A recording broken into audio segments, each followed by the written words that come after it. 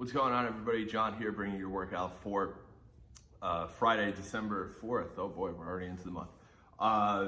Single piece today. The past 2 days we've had two things going on. Today we just have one long workout.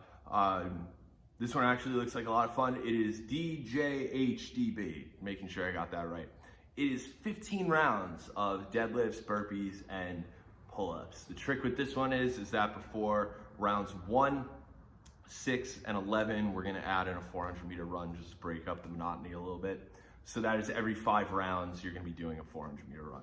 So 15 rounds for time of 3 deadlifts, 5 burpees, 7 pull-ups. So the volume per round is relatively low, but we're just adding on a lot of rounds on top of that.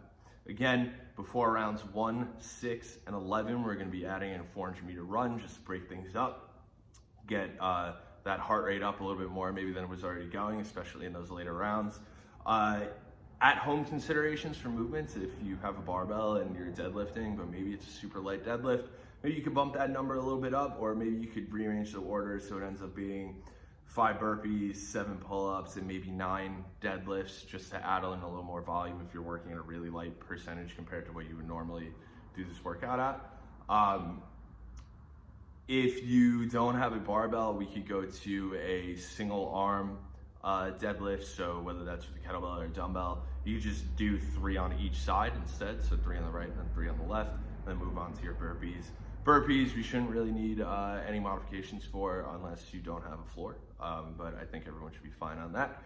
After that, we have 7 pull-ups. If you have a pull-up bar, excellent. Scaling options there. You can go to your jumping pull-up. If you happen to have a band, you can do your banded pull-up as well. Kipping also applies here, obviously, if you're fortunate enough to have a bar that you can kip from. Outside of that, I would say earlier in the week, I linked to a option for a rowing option. So similar to our ring rows, you just set it up on a door with a towel or a bed sheet. You can go back to that and set that up. That's another great option there. Otherwise, if we don't have any pulling options, I would say we could sub in something like a sit up or maybe a V up, just to add in a third element there. Although with those options, it's gonna get a little taxing with all the hinging as well as the deadlift and the burpee too, but might make it more fun. For the running, maybe we don't have an option to run, you could do a challenging set of double unders. So maybe that's something that's gonna take you just over a minute. Obviously, we don't want you to be spending too much time on the jump rope. You could always do maybe a minute of mountain climbers in the middle, just to break it up. Do those on the floor.